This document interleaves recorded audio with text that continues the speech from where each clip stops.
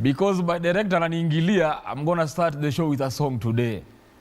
Ngori ngori Man United.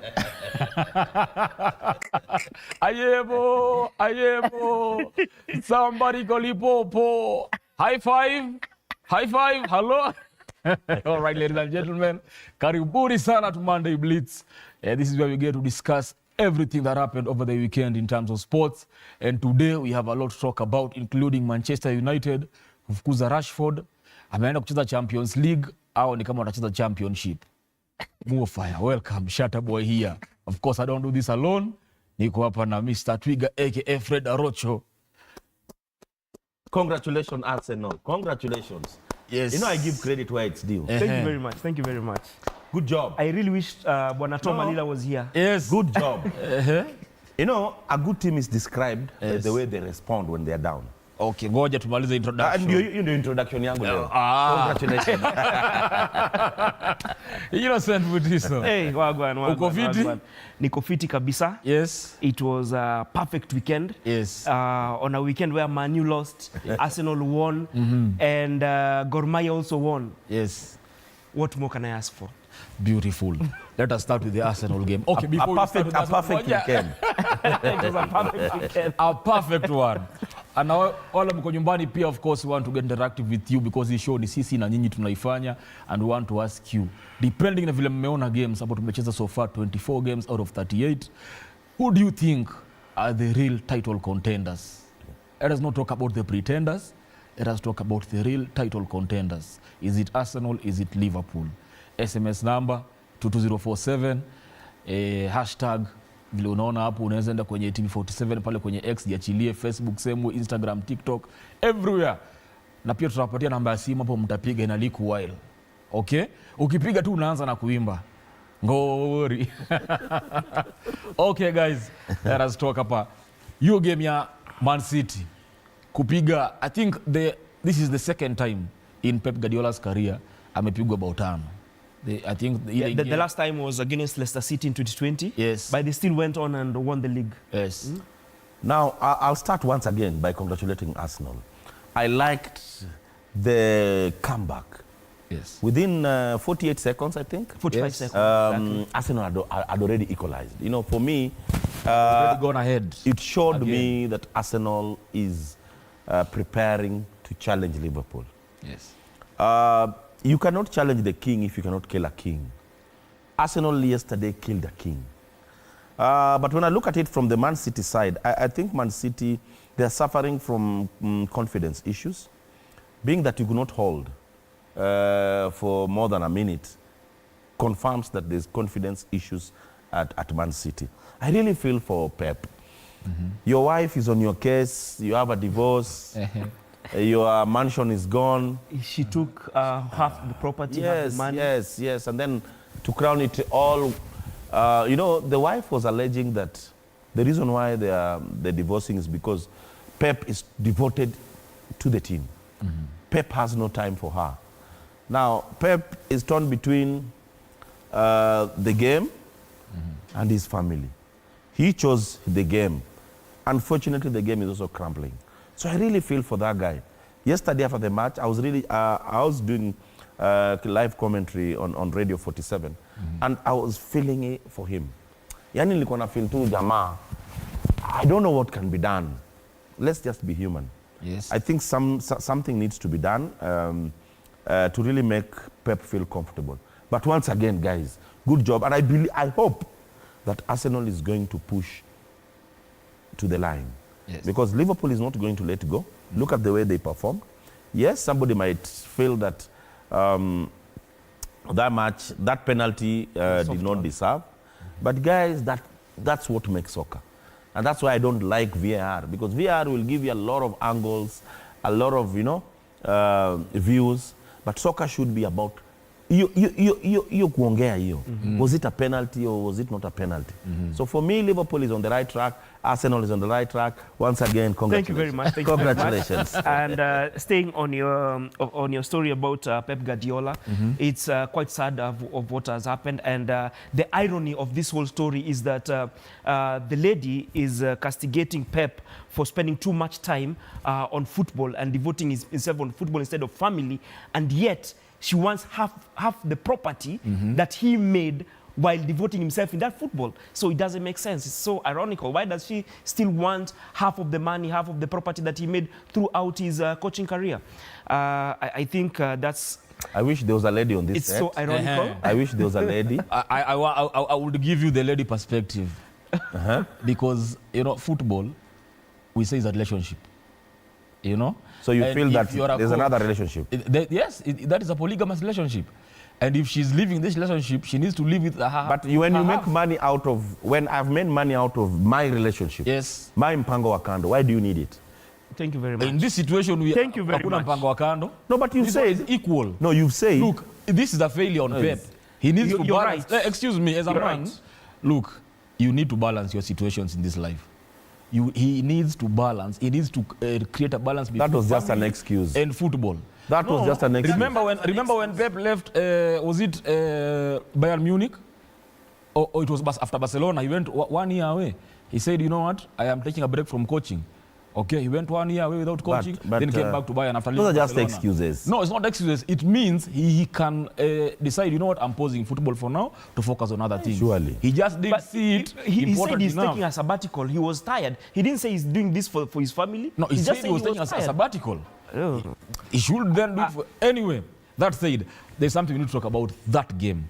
You see, after the first leg, there was a lot of animosity, let's say football animosity, that was created.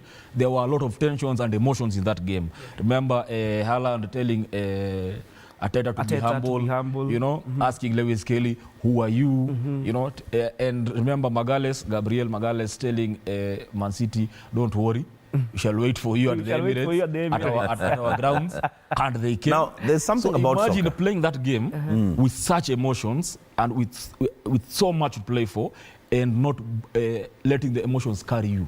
Now, there's something about soccer.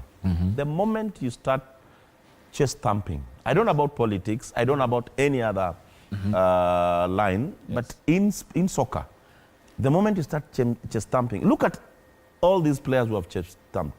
Pierre-Emerick Aubameyang, talking so big. Months later, he was crying to be accepted back at Arsenal. Very true. Look at, for example, Haaland. Haaland asked Arteta to be humble. Who was humbled? Haaland. Soccer is a very, very, very tough match. When you start chest thumping, it comes back to you. But generally, I think Haaland at times is overrated, if you ask me. And that's why I normally regard Cristiano Ronaldo to be a top player in the world. And a top professional. Cristiano Ronaldo will see the moment, see that they're in danger, and bring his team out of danger. Look at Haaland in that match. Haaland was nowhere. Yes, he scored a goal. Did he have the ball? There's nothing you can say about Haaland in that match other than the goal that he scored. It shows you that there's more to soccer than just scoring the goal. You have to lift your... If in any case you are a superstar, you need to lift your team. And that one lacked yesterday in Man City. I wonder why Kevin De Bruyne was given the last 10 minutes. Because you could see that it was... The moment he came in, he really tried the first 3 or so minutes. But the tension was too hard, the intensity, the tampering. I think that he was humbled, Kevin De Bruyne. Coach was humbled. There are 3 people that I thought were humbled in that match. Yes. Kevin De Bruyne, Haaland, and the coach. It shows them that time is up. They are not going to defend this trophy. But once again, it gives Arsenal that confidence. Very true. You remember that the moment I came, the moment I started the show, I clapped. Yes. It gave Arsenal a lot of... I hope that Arsenal is not going once again to drop their confidence. Because if there's one thing that Arsenal is good at, is dropping their confidence. The next match should be another win, a big win, But if in any case they struggle in the next match, then it will give them more problems in the subsequent What you need to games. understand is that Arsenal picked its confidence when they won the game against Wolves after that unfair red card. That's where we picked ourselves. What I mean, what I mean by confidence, it's a big team. It's a big team. Expect a Beating a big team. match run. I think it was a statement. It is, yes, a statement. It was a huge statement Yes. because Yes, they are and the defending champions. Yes. There's been that barrier. Yes. There's been that mental block against Yes, Manchester City that's true. in the yesteryears. But you see, in the last 4 matches, Manchester City has not managed to beat Arsenal. True. Yes. We've managed to be unbeaten in 4 In matches fact, against Manchester City. the goal that Haaland scored Yes. was the first goal that was scored in the last 3 matches. Yes. Very City true. has not managed to score a goal against Arsenal. So that should also be a positive. Talking from of that match. confidence. Yeah, and it will give. Look at the 17-year-old Ethan Nwaneri comes as a sub, scores. Look at Lewis Kelly, an 18-year-old, performing like a veteran, you know, against Man City. That boy has come and is claiming his position in the first 11. He's benching people like Alafiori, Zinchenko. You know, there's a group I am in where we call Party Kuka because, you know, he has too much experience and the way he used to get so many injuries at crucial times, people are saying that he's older than he looks. So those are just stories. Those are just sideshows. But he plays with so much experience. Now, when he scored the goal yesterday, we were saying Kuka Senior scored a goal and Kuka Junior, which is Miles Kelly, followed it up because Miles Kelly is playing the game beyond his ears. He's showing so much experience. I was expecting all this.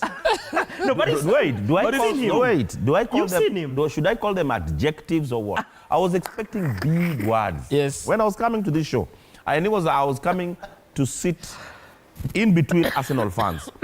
They are talking about the young generation. Yes. You've talked about. There's another word you've used here. Kuka. No. Miles Kelly. The way you're describing your players. Yes. But He's playing beyond his experience. now there. Beyond age. Beyond their age. beyond the experience. Yes. I hope this will last. Of course it will. I hope this will last. You watch those boys playing, and guys, what comes in mind is Wayne As Rooney. much as I'd Remember like when Rooney was to give bursting you into the your scene? kudos, Yes. guys, let's not just blow our own trumpet. We are not. You We're know, just you stating guys, facts, even Arocho. you.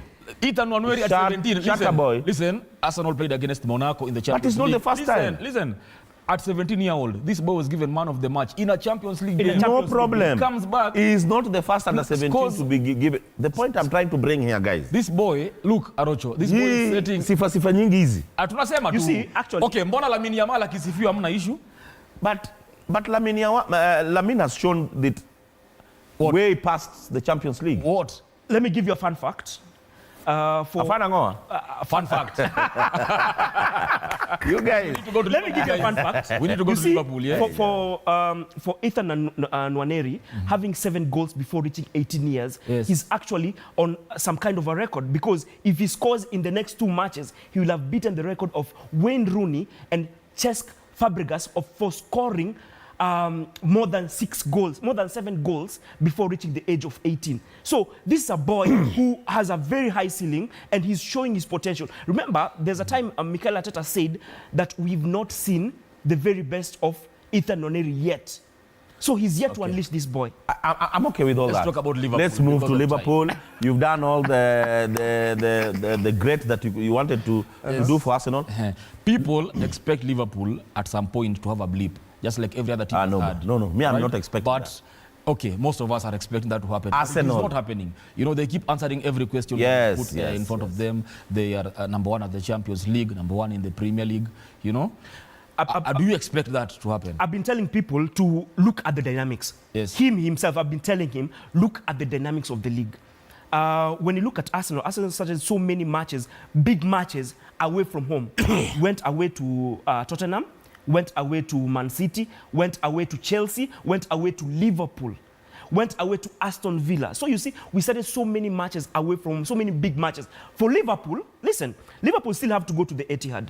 Listen. No, I'm listening. Liverpool still have to go to the Etihad. Stop making No, funny faces. no. Let me finish my No. statement. Yes. Then you can react. I have the right Yes. to make my expressions. All right. Let me finish my statements, then you land. can start reacting. Okay, land. You'll be given time Okay, I'll be- for Okay. rebuttal by our moderator here. Okay. Yes. And Liverpool still have to go to the Etihad. They still have to go to Stamford Bridge. They still have to face Arsenal. And remember, Arsenal have one of the best away records in the Premier League this season. No problem. This weekend, many of Arsenal fans thought that this was the weekend that Liverpool will start suffering. The weekend with that just ended. Yes. Versus Bournemouth. Yes, versus Bournemouth. That was a very big match in the eyes of Arsenal fans. True. Because for them, they feel that because Bournemouth beat Arsenal, Bournemouth beat Man City. So basically, Manchester United? Yes, no. You why? No, you don't need, no. We cannot bring Manchester United in this conversation. No, you are talking about, I'm talking about contenders, please. I'm a Manchester United. I'm a Manchester United sympathizer, but we cannot bring Manchester United in this conversation. We cannot bring United. Okay. I'm a Manchester United fan. Yes. You cannot bring Manchester United in this conversation unless you want us to speak until morning. Okay. Because we'll have to speak. We'll have to speak for the entire conversation. Yes, for the entire 20 teams in the league. Okay. So basically, what I'm trying to say is, for us to reach to this weekend was expected to be a weekend where Liverpool was going to draw points. Yes.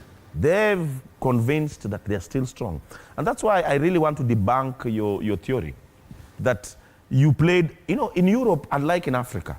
In Europe, there is no home match, there is no away match. There is. I dispute that. No, but don't you see how they are? Don't you see how they are performing? The fans. No. What I mean, a home match is a home match. That's why Arsenal has no, wait. league match at home this season. Please protect me. Okay. Please. Okay. No, when he was speaking, I need protection. We just beat Man City, the defending champions, the treble winners from a season ago, 5-1. We are the ones who need I plead for protection. Okay. Because the words that he wants to use cannot be used when you're describing Manchester United. All right. But on a serious note, what I'm trying to say is this. At this level, with the 15 under matches to go before the league 16, ends, 16 to be precise, for me, I don't think that is anything like home match. Bournemouth was a match that, if in any case you go by what you're saying, it was a big litmus. It was going to be a match that Liverpool was expected to draw points. But because Liverpool are currently title contenders, and I'll take you back to 2016 when Leicester City won the league. Yes. Everybody was saying that the next match Leicester City was going to drop. They played against Arsenal, against Chelsea. Manchester United was still Manchester United, but they made sure that they picked points. No, they didn't pick points against Arsenal. No, the point I'm trying to say. Arsenal was the only team that beat them home and away that season. The point I'm trying to bring in this conversation is, guys, at this particular moment, for Liverpool and Arsenal, there's nothing like home or away. Yes. The two teams now, anywhere they play, they will perform. True. And that's why yesterday Arsenal performed the way they performed. Because you're a title contender. You're expected to push. Yes. So that one I debunk, and I hope that you are not going to use that statement again in any forum to describe. I will continue using it until it comes true. But yes. But Arocho, we will exchange notes. We will see where Liverpool dropped points. And I'm telling you, dynamics of the league really matter. But they do. Anyway, Arsenal is also playing. So let me put it this way. They do matter. Then what do you think Liverpool is doing right? That we expect them to drop points, but they don't drop points. We expect them to, today they're playing Bournemouth. Watapigwa, they go ahead, score 2 goals, take 3 points. We expect the next game, they do this. Let me respond to that before he comes in, because I know he'll bring the Arsenal angle. What Liverpool is doing right is that the spine. Look at their goalkeeper, top performer. Yeah. In that match, he was a top performer. 3 shots that, if in any case he was not a top performer, he could not have. They could have gone in. In the defense, Van Dijk, another the spine of the team. Van Dijk and perfect. Yes, very perfect. Look at what Salah is doing up front. He's currently the top scorer. Middle of all the time. Graven back. Yes. You also have to mention that Van Dijk is showing frustrations. He got booked in that game. No, but that one I think he Trent got injured. No, it was unfortunate for it was just childish. Unfortunate for a captain. It was just childish for him. Exactly. It was childish. And that is frustration because you don't expect that from I don't think he was frustrated. I think he just became childish because Why would a captain of his stature become childish? Okay, let's come back to the point. My point was this: Shatta and Mutiso. Liverpool are performing because the spine is live and kicking. In a team of that stature, current status, your spine must perform. Your goalkeeper must perform. A defender must perform. Okay, yes, everybody in the defense should perform. Yes. But at least you must have the top guy up there, and that's Van Dijk. In their midfield, they're doing also so well in that midfield. Gravenberch. Yes, and of course, Mahmoud Salah, 178 goals now. Yes. Another record. Lampard, Yes. he just overtook Lampard. Yes, he overtook Lampard over the weekend when he scored 2 goals. Yes. So basically, your spine must stick for you to perform at this level. Once again, nyinyi watu wa Arsenal ni kama we're done with ngoja. Arsenal. Wait, ni kama that inaitwa nini Mbweha. You know Mbweha? We were just, You know What has Mbweha? we were Arsenal just done? chilling. No, I'm just describing. Okay, the Arsenal fans. They're Yes. like Mbweha. When Mbweha sees you walking, it feels that the next step. Fisi. Ndio Fisi ndio Mbweha. Okay. Hapana, Whoever that Fisi is. You know, when you're walking in front of Hyena. a hyena, Otoyo. Yes. Otoyo or Fisi, each step you make Yes. Expects your hand is to follow. So you guys are like Otoyos. You feel that Liverpool is going to, they are not going to drop points. Mutiso, you've just been called an Otoyo, please. No, but it's the truth. He'll just start telling you, oh, you know, Liverpool is still going where, my friend. This is top football. You know, What the keeps pressure will Liverpool be on, going? is on Liverpool right now. You know, Arsenal does not have any pressure. We don't have any pressure right now. In what And sense? It showed yesterday. In what sense? It showed yesterday that we do not. Beginning of the season, everyone had already written us off. When Chelsea was number 2, everyone had written us That off. should bring more pressure. No. We overcame all those obstacles, all those injuries. You know, this season, Arteta has only had his first 11, only 4 games. And in those 4 games, we scored almost 20 goals. So that should not be a reason. That should not be an And excuse. My point Mutiso, is- also my beating point City, is- beating City now adds more pressure to Arsenal because now if you've beaten the defending champion, why would you be losing to No, another I team in will the tell league? you why. I will tell you why the pressure is not on us. Because you see, in the last couple of seasons, we were ahead, way ahead by January. Yes. We were way ahead of the other teams. But then again, we came to fall off. You see? But right now, we were just near the top, but not at the top.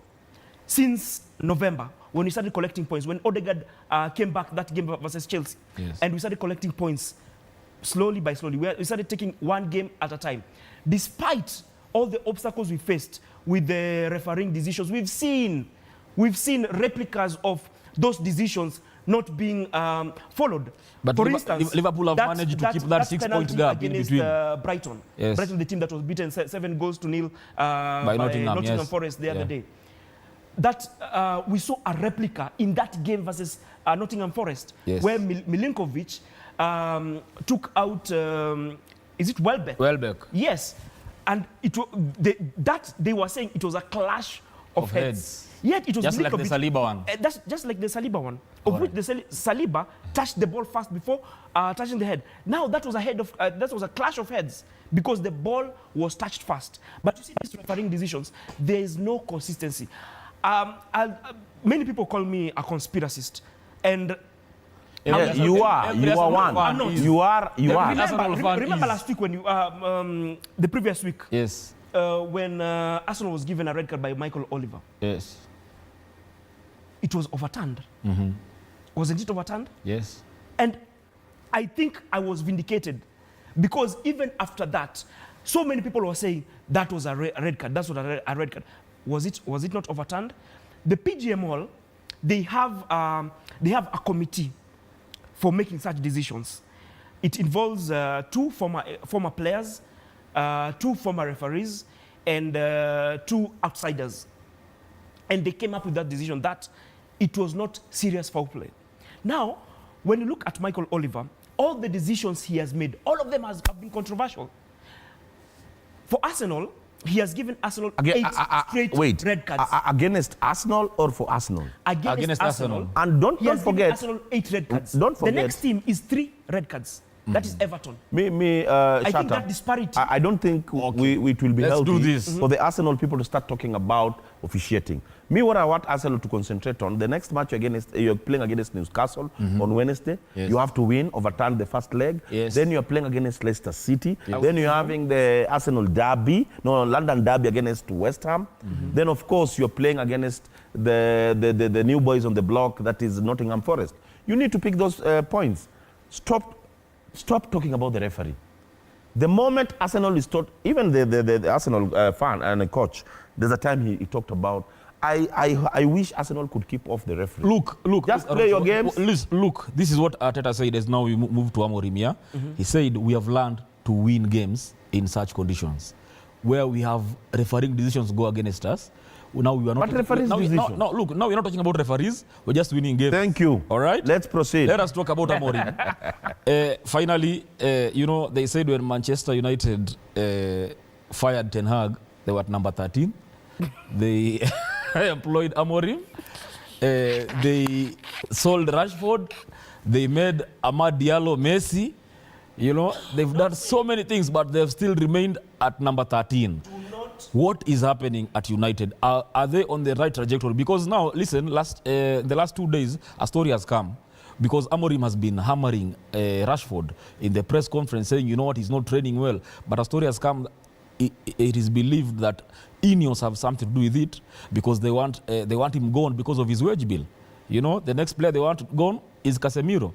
Could this be true? And how is this affecting Manchester's performance? Because losing... I will respond first.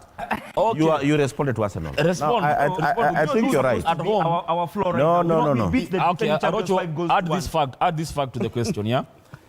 From the beginning of last season, the only other team that has lost more home games than Manchester United is, I think, Wolves. Let me say something, Shatta and Mutiso. Yes. Manchester United is suffering from leadership that is quite mean. You know, the leadership at Manchester United at the moment is not really looking at the results. They're looking at cutting their costs. Look at how we let go of our goalkeeper. Why did Manchester United let De Gea go?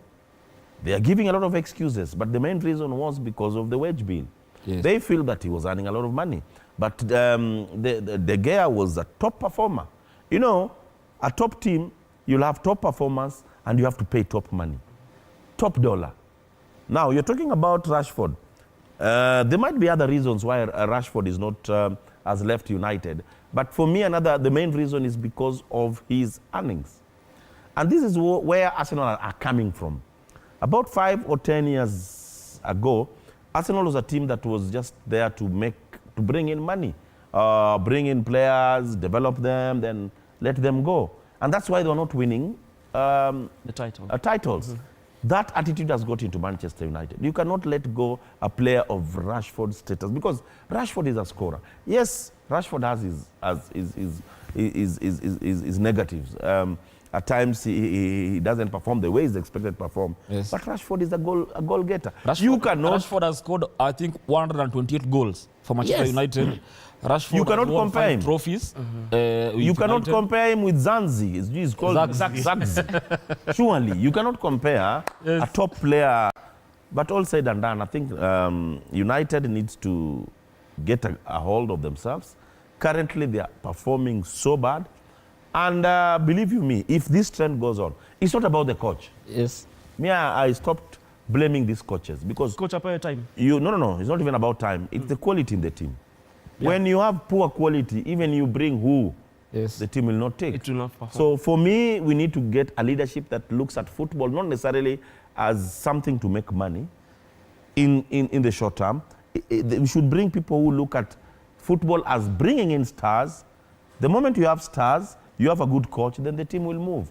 But here is a case where all the good players are being dropped because they're being paid a lot of money. Yes. Next season, if we go on with this trend, Manchester United will be fighting relegation. This year, I think it's because of 1 or 2 matches that I think we won in the last about 7 weeks. That match against... That has helped the team against Fulham not fight relegation. Yeah. But Manchester United will be a contender of relegation next season. But so Arocho says we should not blame it on the coach, but he has a role to play. You know, this man has lost, I think, 7 games. He has a role to play. And also, like yesterday's game, he started the game without a striker. He has Zaxi on the bench. He has Rasmus on the bench. He decides to play Bruno as his number 9. It was actually Kobe Mainu who was the false 9 in that game, of which, for me, didn't make sense. And he needs some part of the blame, because you cannot in England, this is I think the best league in the world, the most watched, the best commercialized league in the world, and you need to be tactical. You cannot play 3-4-3 in all the matches, the same formation in all the matches. You'll be found out, especially with other teams. You're not playing against Estrela do Amadora or Victoria Guimaraes or Estebal Sad Football.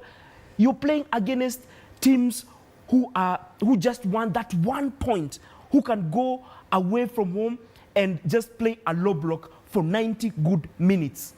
Because they have set their targets on, we're not opening the game, we only want 1 point away from home and we'll be comfortable. Now, you have to be flexible in such situations, because that 3-4-3, I have seen it working against big teams. It worked versus Liverpool, it worked versus Arsenal, it worked versus Manchester City, but it's not working against the other teams who are playing with a low block. That 3-4-3, I think it needs, first of all, it is personnel. The way Arocho said, I support him, that there's no quality in the team, but the coach still needs to take some blame. He needs to be more tactical. There's a time last season, towards the beginning of the last season, I think we had been beaten by West Ham, and Arteta during the press conference, he said that we used 17 different formations in that one game, but still nothing worked. They were still beaten. So you need to be tactically astute.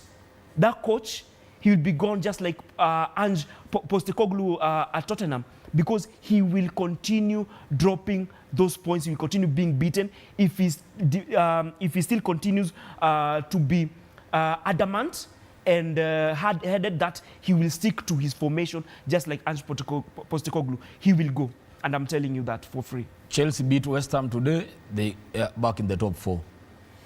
Well, Chelsea also is, if you ask me, suffering from inconsistency. Well, I don't want to say much about them, though, because they've come a long way. There was a time that Chelsea was also suffering last season. What United is going through. They were in the second page of that table, and everybody had lost a lot of confidence in them. So I'm not seeing Chelsea really challenging a lot. Yes, getting back to Champions League is their target at the moment. Yes. I believe they can achieve that target because you see, the coach came in, identified his team, because he had a bloated side, and it was not easy for him to pick his team. But he's done that so well, so fast, and a good job. I believe that they're going to win today and get better results in the subsequent month to make sure that they play Champions League next season. But so briefly, they face West Ham, who are being coached by their former coach, Graham Potter. And they'll be having some sort of a new coach bounce. Can they spoil the party for Chelsea? And remember, this is also a derby. Yeah. So it will be quite difficult for Chelsea. And I think this game they will drop points. It will be very, very difficult. And Graham Potter will have a point to make, because he feels that he has unfinished business with Chelsea. They pushed him out too early. He had... one thing, in another platform, I was talking about Graham Potter when he was kicked out of Chelsea, is that most of the players that were signed were not his players. And that, I think that is what really dented his hopes with that team. That is what failed him, because he could not manage players that he did not want. I think if he was given the players that he wanted, he would have been successful the way he was at Brighton. And we will see where West Ham are right now, and this game against Chelsea, if the resurgence is the new manager bounce, or there is something that Graham Potter is doing. Is he cooking at West Ham, or is the new manager bounce? All right. I want to talk about now the husband of teams, as you guys call them. You see, we've been seeing Police at the top of the league and thinking, you know, maybe this could happen this time round. But the way they played over the weekend gives Gor Mahia advantages. Yes, the draw against Sofapaka, I think, gave, and Gor winning, of course, yes, gave a Gor an edge over Police. But I'd like to say something about Police FC.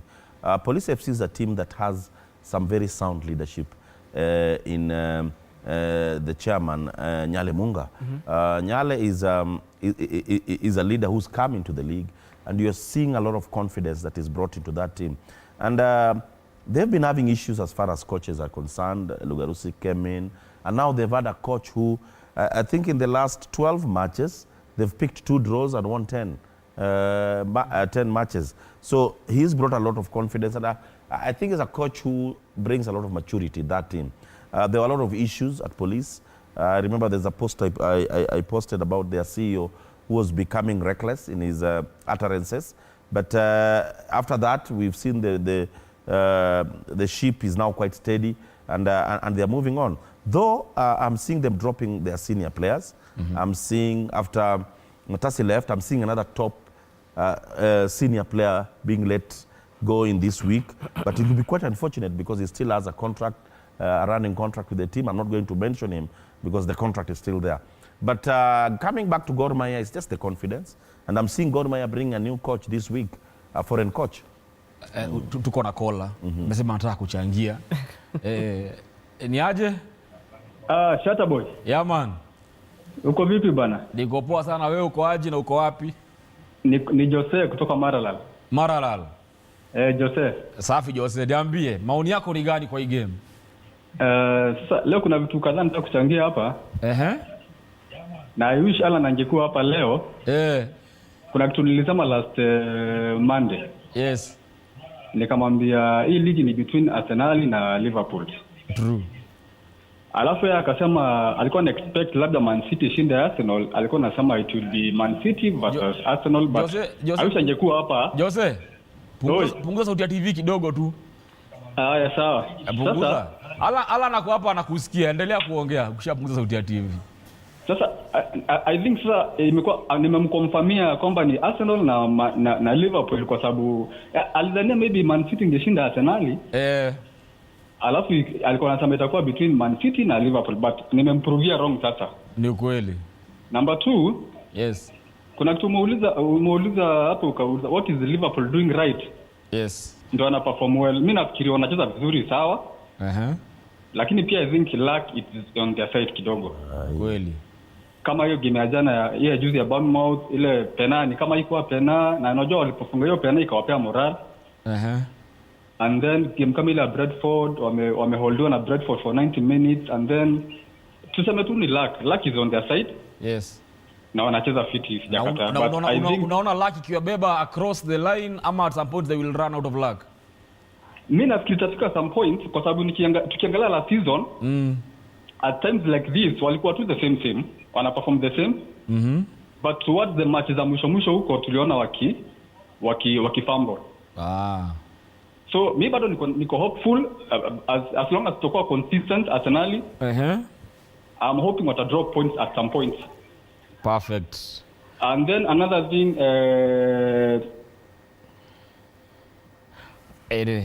Jose make a good point. Amesema luck is running Liverpool, but at some point they might run out of luck. Turudi kwa Mutiso na hiyo game ya Gor kushinda, Tusker kudraw. Do you think sasa ni na pia I think game wanacheza next Gor should be against Tusker, si ndio? Yeah. I think tulikuwa hapa 3 games ago where Gor Mahia, if they had won their 2 matches at hand, they would have gone ahead of Tusker and Kenya Police. But right now, Gor still find themselves in the same place with 28 points, while Police continue picking points together with Tusker, and right now they are tied on 36 points. So it will really be a cat and mouse chase. And one thing I like about the FKFPL season for this season 2024-2025 season is that it's very competitive. Gone are the days where the husband of all teams, Gor Mahia, was winning the league. By the second leg, the league was done and dusted. Right now, we've seen that there are other teams which are giving Gor Mahia a run for their money. And Gor Mahia, despite all the challenges with the wages, with the coaching department, they're still there within a shot of winning the title again. So this season, it will really be tricky because you can see there's KCB, there's Kenya Police, there's Tusker there. So it will go right down to the wire.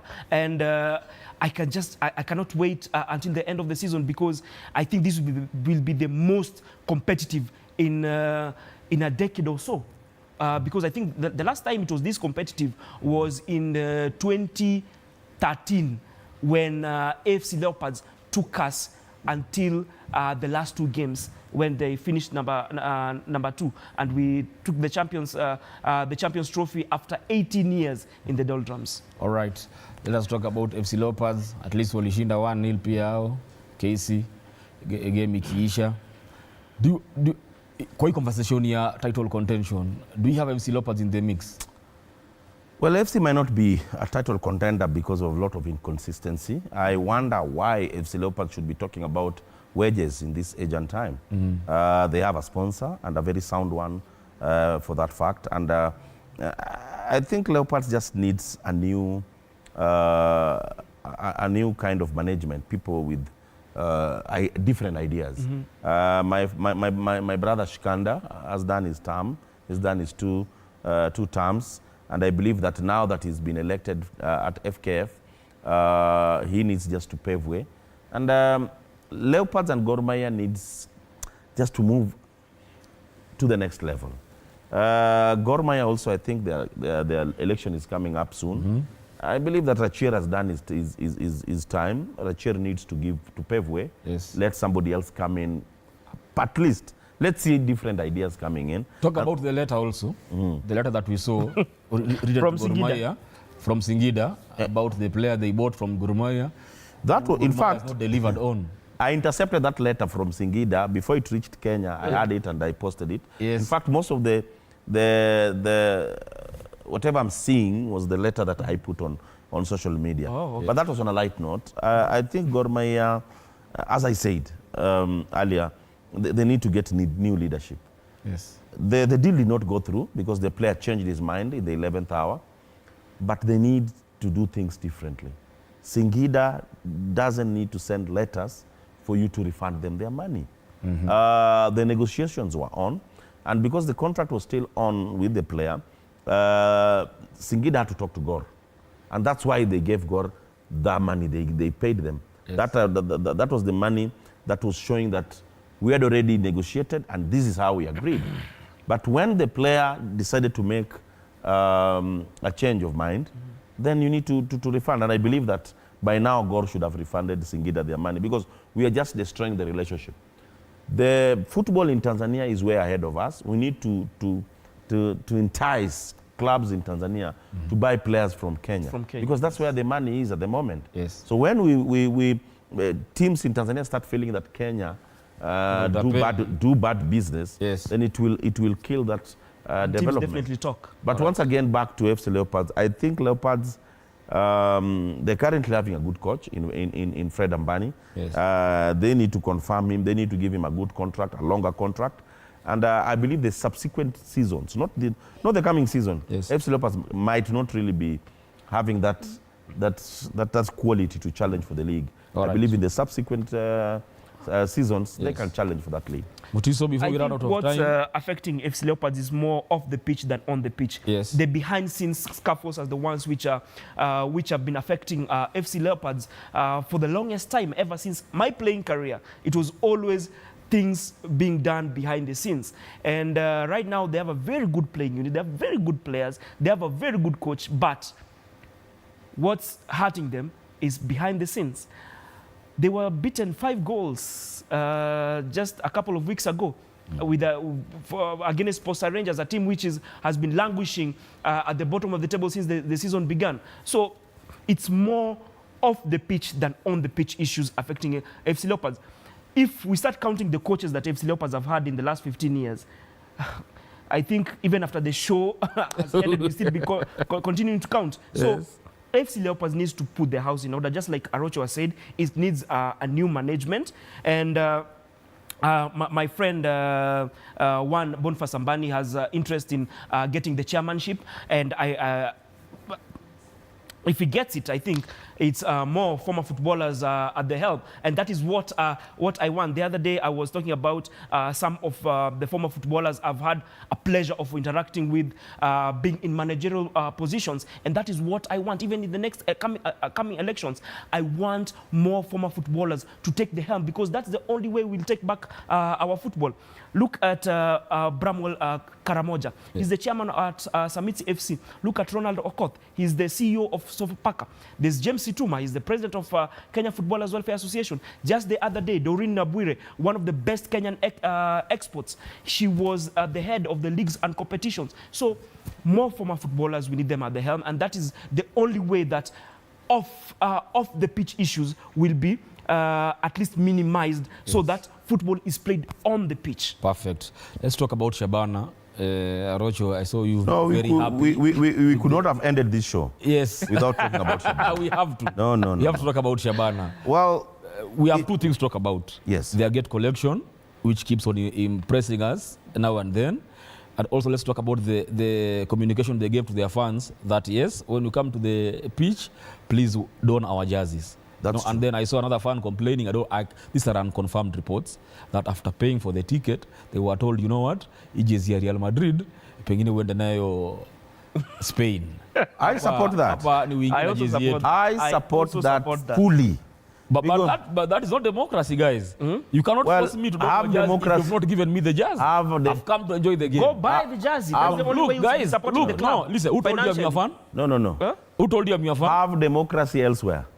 But with our Shabana, we are going to make our own rules and operate within our own rules. Come on, guys. Unless I have a membership. No. What if I'm a Madare fan? They are the custodians of that stadium, so they have the right. Let me explain. They have right of entry. Look, first, okay, let me land the question. I am a Madara United fan, okay? Then I find myself in Kisii. And Shabana is playing. I want to watch this game. I can't pay for the ticket, you know? Then why would you then tell me, don't our jersey? You're going to follow our rules. Come on, because guys. wait, no, you've asked the question. Then where Madara United jersey? You've asked me the question. Yes. I'm now answering. You'll follow our rules. Yes. It is our stadium. It is our team. Guys, we need to do things differently. Yes. To expect different results. Shabana is one of the team that in fact, I started sitting close to Shabana about 4 years ago when they were still playing in the NSL. And that time, the reason why I associated with Shabana was because I really liked the passionate fans. There were about 200 fans who used to travel with the team, 200. But you could see that passion, you could see that energy. Whenever I used to meet at Toyoyo, I used to like it. Now, fast forward. Now we are now in the Premier League. Guys, we have to do things differently. Gor Mahia and FC Leopards pride themselves to be the teams that are having a lot of many fans. But how do you convert those fans into the stadiums? That is precisely what Shabana is currently doing.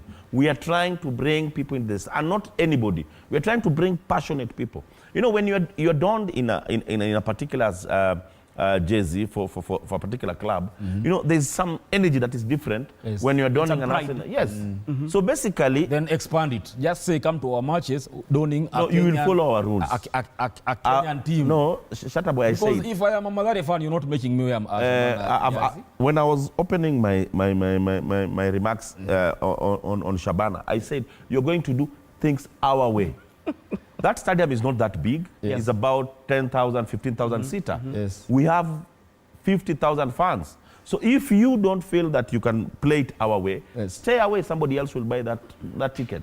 And as I'm going to insist this, we cannot do things the same way and expect different results. Very true. Okay, Mutiso, I agree. Briefly, you have finishing remarks. Shabana, I think, is my third love in Kenyan football after Madara United and Gor Mahia. I love Shabana. I love their colorful fans. Thank you. There's a time I even welcome to Shabana. A Shabana fan. Welcome to Shabana. I've been behind Shabana for a long time, ever since the days our former president, Bonasam Nyamweya, wanted to push Shabana to the Kenyan Premier League through the back door. I really wanted Shabana to be in the FKFPL so that their passionate fans, they can start disturbing the status quo because it was dominated by Gor Mahia and FC Leopards fans. But right now, the Shabana fans are coming very colorful. They're traveling with the team everywhere, just like Gor Mahia used to travel with the team everywhere they go. When I still used to play, and whatever Shabana is doing with the gate collection, we don't even hear any rumor that the players are not being given. We don't even care what they do with it. We don't care. But I really hope that the gate collections that they are getting right now, it may continue to grow, and they'll do something worth talking about in the coming years. Welcome to Shabana. Thank you very much. Welcome. Give me your red card. My red card goes to the manipulators. Yes. There are people who are trying to manipulate the results of the Kenyan game. Yes. Over the weekend, there was a clip that was going around. I'm giving you a notice. Yes. And I think I saw one of the senators, the lady senators, wants to bring a motion in parliament to try to uncriminalize manipulation, match manipulation. Yes. That's where we're still going wrong. So I'm giving the red card to the manipulators, and I'm urging our legislators, guys, we have to have a law. In Kenya, when I manipulate a match, I'm taken to the police station. After 48 hours, I'll be released because there's no charge against me. Yes. So please, our legislators who are listening to me, let's have a law to charge these people in a court of law. Perfect.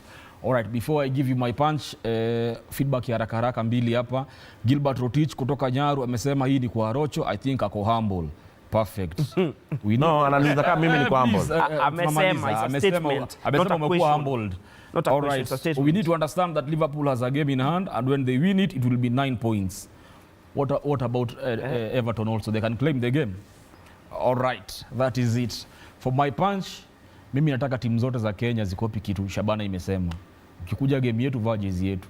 Na timu zenyewe, make the jerseys available and affordable. Isikuwe tena jezi ya Arsenal ni 1500, yenyu ni 5000, yenyu ni 3000. Tukue competitive kiasi, si ndio? All right, once you do that, tuko perfect. Guys, it's been Monday Blitz. Thank you very much for tuning in. We do this each and every Monday from 8 a.m. si ndio? Na tuliagree hiyo remote ukigusa ni kuongeza sauti tu. Keep it TV47. Welcome. Thank you very much. Welcome to Shabana.